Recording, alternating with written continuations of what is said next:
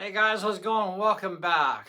Why you need a knocking point and how to set one up. Alright, so there's a couple different ways to set the height because it depends if you're going to go with split finger shooting or if you're going to go with 3 under.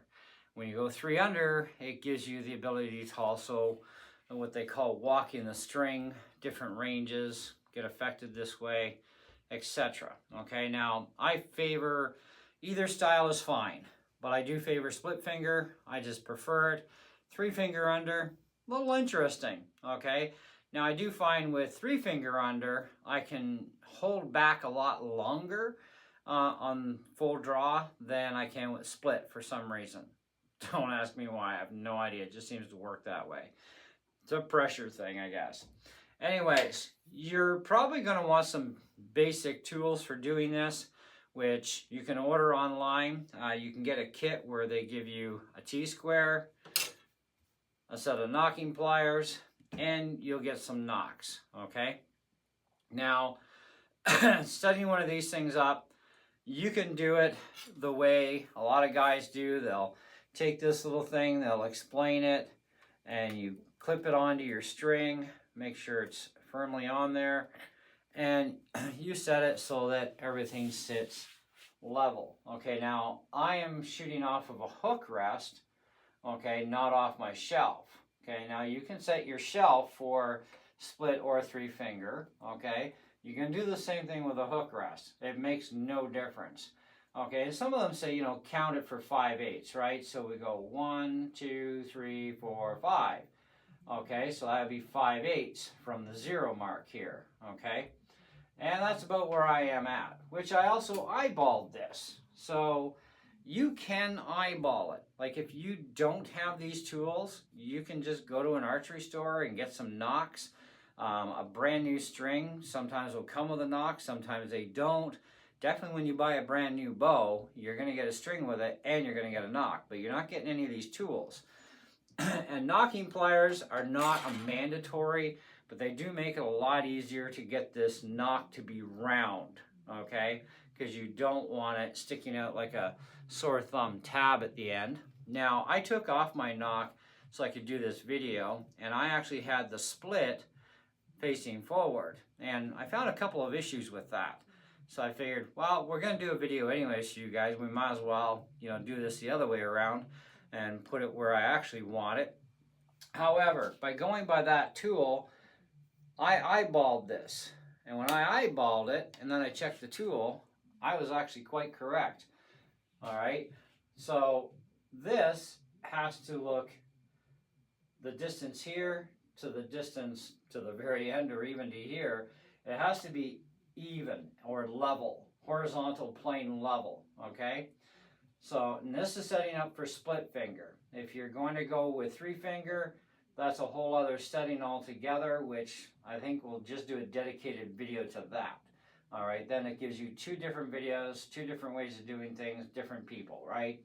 So, and it does save time on the video because, yeah, I'm setting this one up strictly for split finger only. And I already have a bow that is set for 3 finger, which would tell us a difference in measurement for height, which we can mention in the other video, because it's both bows are 62-inch AMO, both using the same length of string, but the knocks are definitely going to be in different places. Don't worry about how much serving you have here, but you do have to be on the serving cable in order to do this, so just keep that in mind. All right, so according to the math and science of the tool versus my eyeballing, I got it dead on. All right. So the next thing I want to do is I want to finish squishing this knock on, and then I'm going to show you a little bit about these knocking tools. Okay, so initially I'm going to come into this thing because I have the split at the back, and I want to crunch it just a little bit more in so it can't move now. Then I'm going to come across front to back like so, get these setting even, and give them a good little squish. And I'm going to do the same with the other side. And if I do this correctly, when I'm done, I should have a nice round knock.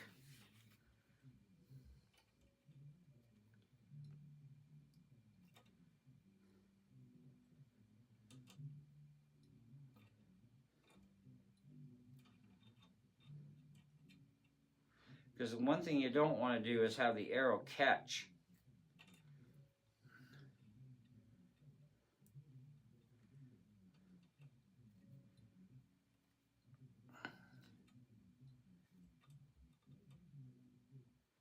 And that did not go as planned. So how do we remove the knock? Simple. I like these pliers. They look like this. I got 2 pairs of them because I use them for pulling frets on guitars. So I put one on either side of that knock. So I'm going to go one here, and I'm going to just bend out the sides.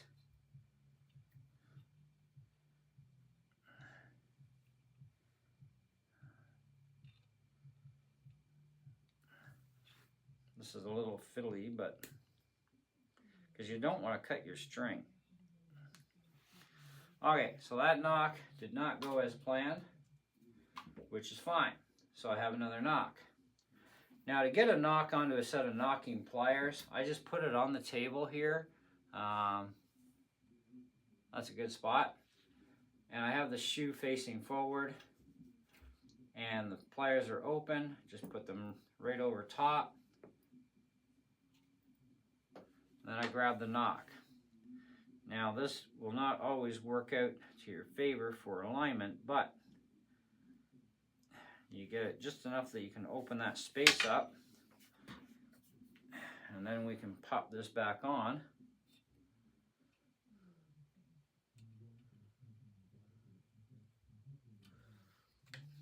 And we're going to have to start over. So again, don't put it on too tight. You want to have some movement there.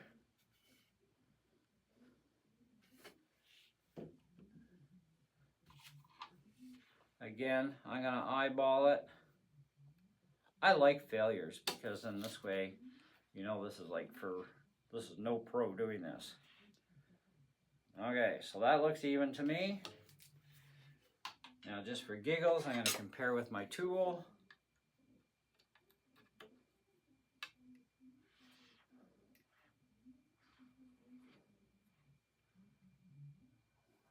One, two, three. That's a little high actually.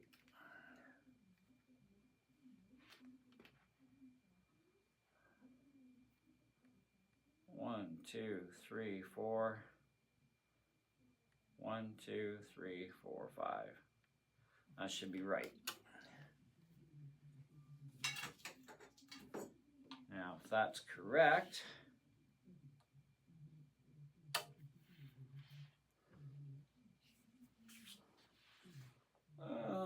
spin around. Yep, that looks actually really good right there. So you can eyeball this. You don't really need to have the ruler, but it is handy. So now I'm going to give it a little squish, and then I'm going to bring this here.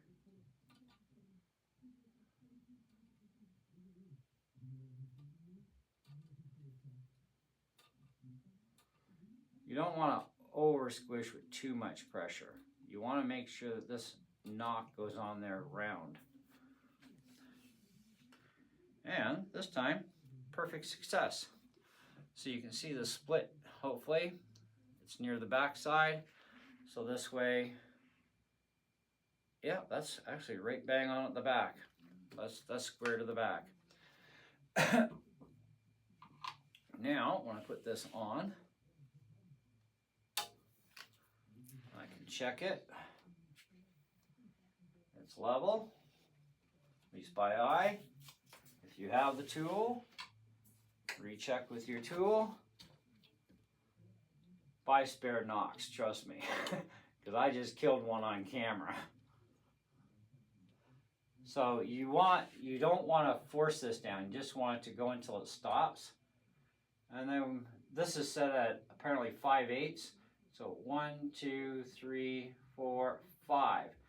So your 5th marker should be just under here to be at 5/8. So on the underside.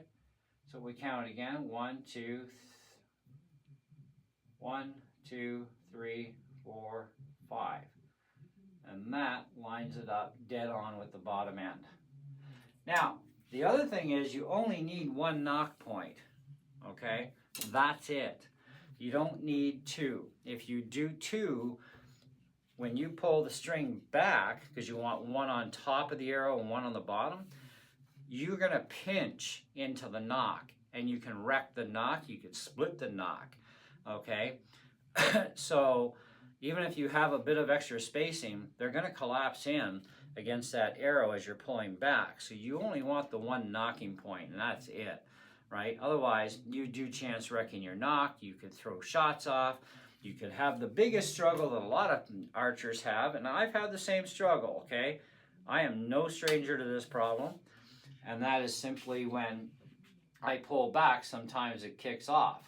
It's all in how I grip, where I grip. So if I grip here, I'm fine. Sorta? No, not really, right? Because I'm also holding the bow in a bad angle. So if I hold the bow correctly, I have two fingers, just a little space, barely any space at all underneath, and I have a little bit of space. I put my finger on the top of the knock here. So now when I pull back, as long as everything goes well, I've got to replace the rest on this thing, okay? So now when I pull back, now it stays, okay? So the top of my finger is just barely touching the knock itself, okay? And I'm still above, right? So it holds it in place. So then when I release, I'm okay. I still struggle with proper finger placement, especially with gloves on, because with gloves, it's a different feeling, right, than with your bare fingers. But shooting with your bare fingers at 40-pound draw, it's going to freaking sting like hell, okay? You might get 3 or 4 shots off, and then you're going to be like, Mommy! Use shooting gloves. I mean, come on. Unless you really, want to man up or woman up, then fine. Just practice with bare fingers until you build a lot of callus, then you won't have to worry about it, right? Simple. So, but anyway, so that's the runabout as far as 3 fingers go. We'll do a separate video talking about the other one, okay, for 3 finger under, because the knocking point changes with 3 finger under versus split finger. They are completely different knocking points, which changes the angle of the arrow. Because if you try shooting right now with this thing set up for split finger and you go 3 finger under, you're going to be nose diving to the ground, okay? I've done it way too many times, right? It's all about knocking point placement. You have to have the proper placement and the proper angle for the arrow. With split finger, you must be completely on a horizontal plane in order to achieve a proper launch off the bow, okay? So, I mean, if you don't believe me, you can try it yourself, and you're going to dirtbag a lot of arrows. You could lose them, who knows, okay? But that's how that works. So tool or no tool, as far as this part goes, it doesn't really matter. As long as that definitely looks completely horizontal, you should be fine. But if you want the safety net of the tool, that's fine. You don't count the 0 itself, okay, or anything below it. You count above the 0 toward that 5/8 mark, so going up, all right? Now, if you're a metric person, you're going to count things differently. I prefer the SAE measurement myself. It's the same as setting my brace height. It should be between 7.25 and 7.5. Currently, my brace height is, well, I'm going to have to actually figure what the number is, but I'm just below 7.5, so I've still got lots of playroom there, because there's a minimum and maximum brace height for a bow. And I decided to give this string another twist or two, and I'm going to leave it strung for a few days. Once again, I'm going to keep pulling on it, because I know it's stretched initially, and because it's a brand new string. And I want to see if it's going to stretch more, okay? So I know visually right now exactly where that's setting, and it's like, okay, so I know where that is right now today. Let's see what it's like 2 days from now, because it's not going to hurt the bow to be strung up for a few days. It's definitely not going to hurt it, not with laminated limbs anyways. So you just can't do it all the time.